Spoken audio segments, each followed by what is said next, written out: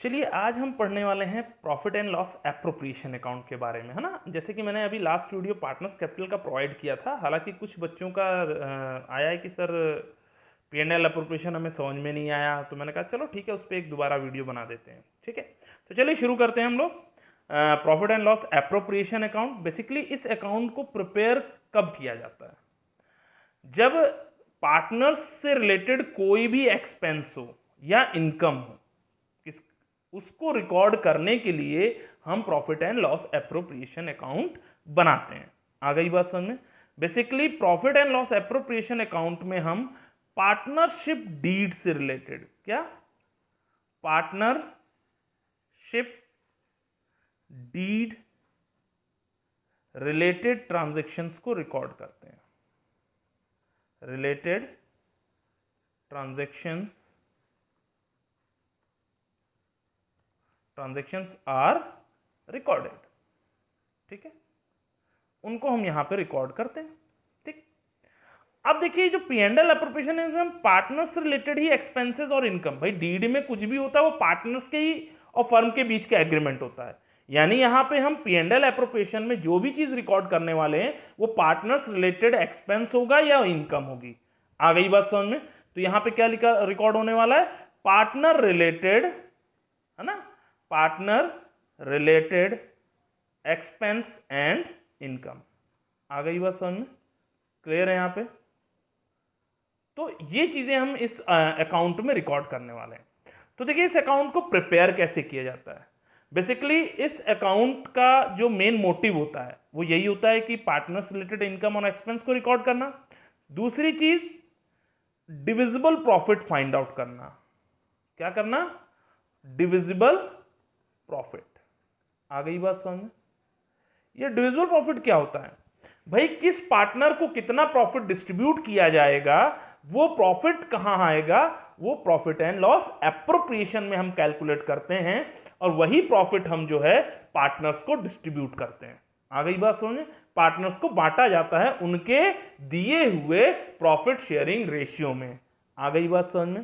Clear? तो divisible profit यानी वो प्रॉफिट जो पार्टनर को बांटा जाएगा, वो फाइंड आउट करने के लिए हम यहां पे इस profit and loss appropriation account को प्रिपेयर करते हैं।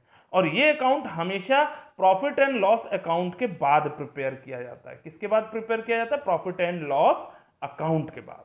ठीक है, तो चलिए देखिए इसका फॉर्मेट क्या कहता है। ठीक है, अकाउंट का फॉर्मेट। ठीक है, तो देखिए जब भी आपको profit and loss appropriation account बनाना हो तो आप सबसे पहली चीज क्वेश्चन में ढूंढिए कि नेट प्रॉफिट कहां गिवन है। ठीक है, तो अगर आपको नेट प्रॉफिट मिल गया क्वेश्चन में तो आप क्या लिखेंगे? सबसे पहले नेट प्रॉफिट को आप शो करेंगे बाय नेट प्रॉफिट। ठीक है, क्या लिखेंगे? By net profit.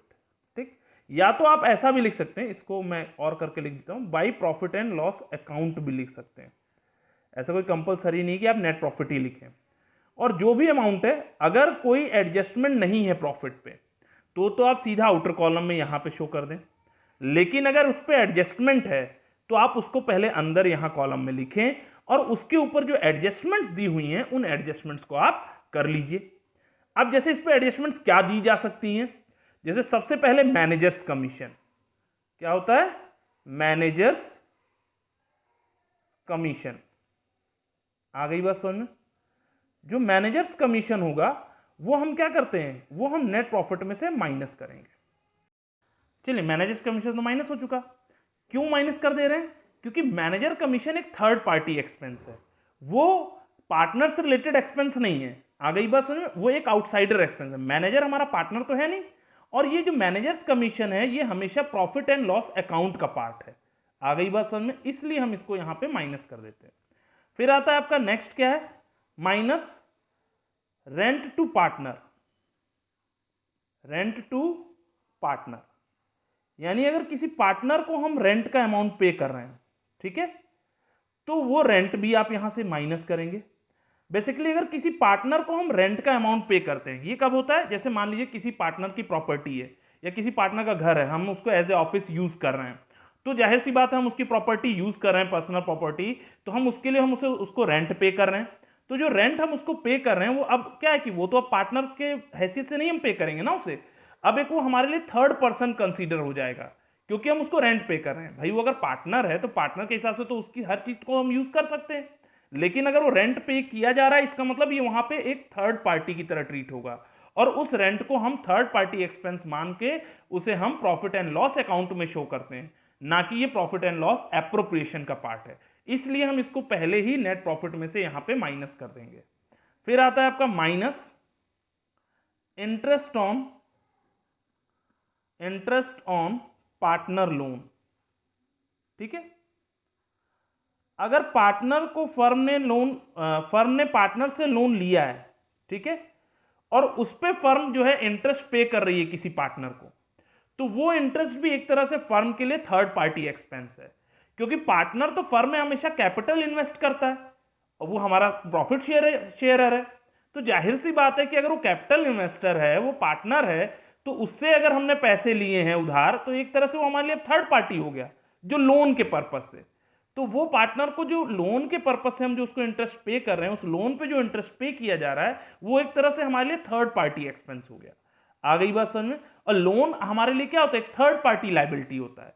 तो जाहिर सी बात है उस लायबिलिटी पे जो भी इंटरेस्ट पे किया जाएगा वो हमारा थर्ड पार्टी एक्सपेंस होगा, और वो प्रॉफिट एंड लॉस एप्रोप्रिएशन में नहीं शो किया जाएगा। वो कहां शो किया जाता है? प्रॉफिट एंड लॉस अकाउंट में। आ गई बात समझ में? इसलिए ये तीनों की तीनों आइटम, ये जितनी भी तीन आइटम आप देख रहे हैं, तीनों आइटम जो हैं आपकी प्रॉफिट एंड लॉस अकाउंट का पार्ट है। तीनों आइटम किसका पार्ट है? प्रॉफिट एंड लॉस अकाउंट का पार्ट है। इसलिए इसको हम जो है यहां पे माइनस कर रहे हैं। आ गई बात समझ में? अच्छा, अब इनको सबको माइनस करने के बाद जो हमारा रिजल्ट आया, वो रिजल्ट हम यहां पे शो करेंगे, वो हमारा करेक्ट नेट प्रॉफिट होगा। आ गई बात समझ में? क्लियर? अब जरा देखिए, हमें नेट प्रॉफिट मिल गया करेक्ट। अब हम क्या करेंगे? अब बाई इंटरेस्ट ऑन ड्रॉइंग, अगर किसी पार्टनर को ड्रॉइंग पे इंटरेस्ट रिसीव हो रहा है, सॉरी ड्रॉइंग पे किया है किसी पार्टनर ने, और फर्म जो है उस पे इंटरेस्ट चार्ज कर रही है, तो वो जो इंटरेस्ट है फर्म के लिए क्या है? इनकम है।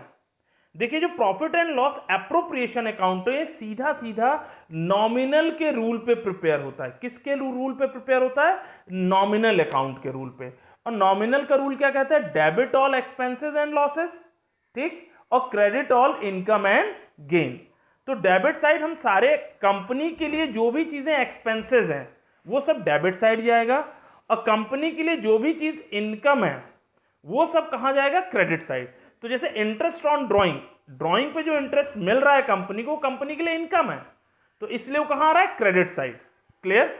अब इसी तरह से हम आते हैं, मान लीजिए यहां पे ए और बी दो पार्टनर है ना, तो इन दोनों पार्टनर का जो भी इंटरेस्ट ऑन ड्रॉइंग आएगा वो आप यहां पे लेंगे, ठीक है, और वो यहां पे आप शो कर देंगे दोनों का टोटल। अब इसी तरह से देखिए, फर्म के लिए पार्टनर से रिलेटेड एक्सपेंसेस क्या है? जैसे टू इंटरेस्ट ऑन कैपिटल, भाई पार्टनर ने कैपिटल इन्वेस्ट किया है बिजनेस में और वो उस कैपिटल पे इंटरेस्ट डिमांड कर रहा है, तो डीड में अगर कहा गया है कि उसको इंटरेस्ट देना है कैपिटल पे, तो हम उसको इंटरेस्ट पे करेंगे।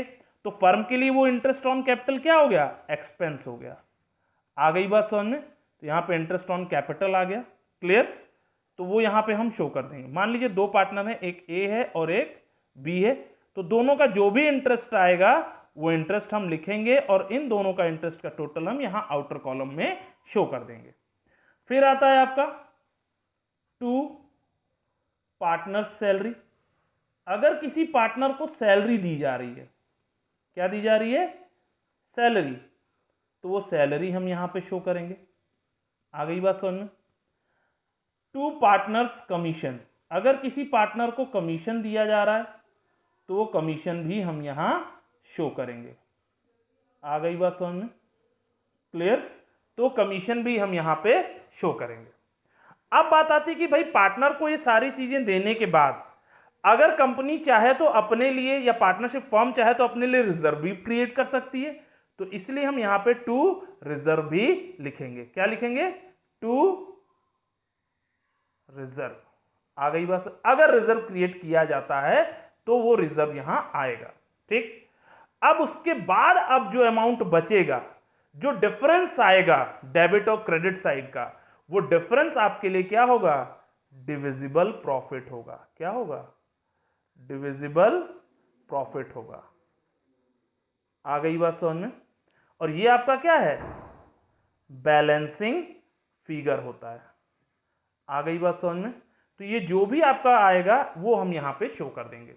अब जरा ध्यान दीजिएगा, कभी भी क्वेश्चन में ध्यान दीजिएगा, अगर कभी भी हमें नेट प्रॉफिट की जगह नेट लॉस दे दे तो बेसिकली जो जनरल कंडीशन है उसमें क्या होता है कि नेट लॉस के केस में पार्टनर को ना हम इंटरेस्ट ऑन कैपिटल देते हैं, ना सैलरी देते हैं, ना कमीशन देते हैं, तो जाहिर सी बात है P&L एप्रोप्रिएशन बनाने की जरूरत ही नहीं है।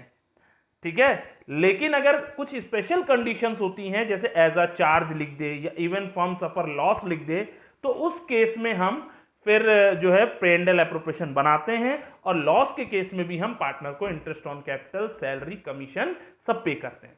आ गई बात समझ में? और तब आपका जो है डिफरेंस इधर आ सकता है बाई डिविजिबल लॉस। क्या आ सकता है? By divisible loss. आ गई बात समझ में? क्लियर? तो वो लॉस हम यहां पे शो कर देंगे। क्लियर? चलिए, वो कब होता है? जब आपको नेट लॉस गिवन हो, और नेट लॉस अगर होगा तो नेट लॉस आपका जो है डेबिट साइड शो किया जाएगा। ध्यान रखिएगा, क्रेडिट साइड नहीं शो किया जाएगा। कहां शो किया जाएगा? Debit side. तो ये था आपका format profit and loss appropriation account का।